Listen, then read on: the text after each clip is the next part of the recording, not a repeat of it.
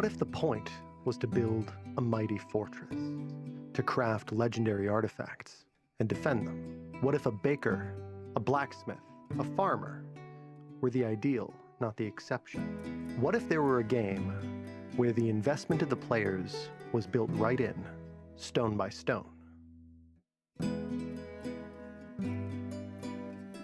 I'm M.M.Gorman. Hello and welcome to a breakdown of my game, Those Under the Mountain. If you're unaware, Those Under the Mountain, or Tomb as I call it, is a tabletop RPG, much like the ones you know. Dungeons & Dragons, Call of Cthulhu, Savage Worlds, what have you. In Tomb, players take the role of dwarves who have struck out from their mountain homeland into the untold lands. Their task is simple: build a colony, survive. Get your pickaxe and spade. It's time to dig. In Tomb, play is generally split between 3 phases. First is upkeep, where players spend labor to sustain the hold, and we'll get to labor in a second.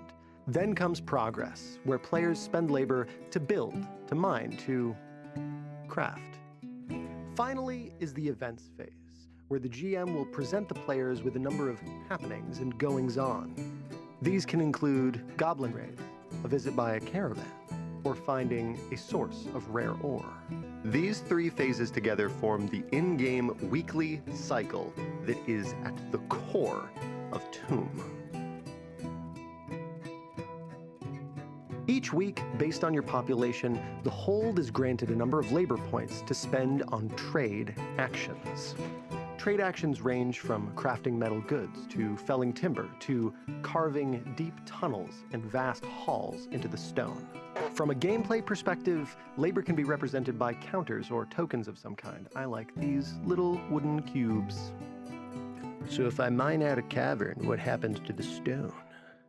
If I fell a bunch of trees, what do I do with that? Right, let's talk about resource management. Rather than tracking individual units of the materials that you have on hand, Tomb uses a system of sources. A source is just an abstraction of the amount of material that you have. You can think of it as a pile of that resource, like a pile of rocks, a stack of wood, a pile of clay for making pottery. If I use the trade action craft metal goods to produce some iron daggers, I'm not tallying individual iron ingots and lumps of coal. Instead, I'm using sources.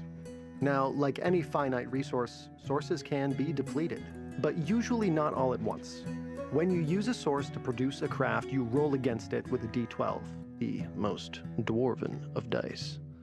Sources come in different sizes, and each size has a depletion number.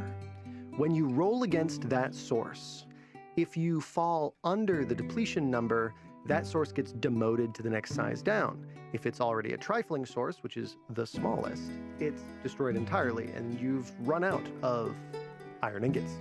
This might seem like a weird abstraction or unnecessarily complicated, like why can't I just keep track of how many ingots I have? But trust me, it makes the bookkeeping so much faster.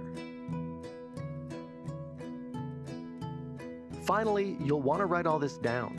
In Tomb, your colony has a number of documents called ledgers that help you keep track of all this rigmarole. You can think of these as the character sheet for the hold. They include holdings, which tracks your population, production, which tracks finished craft goods, acquisition, which tracks material sources, and cartography, which is just the collection of maps that you use in play. Production and acquisition have quick references for item value and source depletion, helping keep the focus on the game. All this together allows you to build and manage your new dwarven hold smoothly. That way, when the goblins come, you'll be ready. Thanks so much for checking out this intro into Those Under the Mountain. Links to the free Quick Start Guide are down in the description. If you like what I do here and you want to see more, please subscribe, drop a like, and dig deep.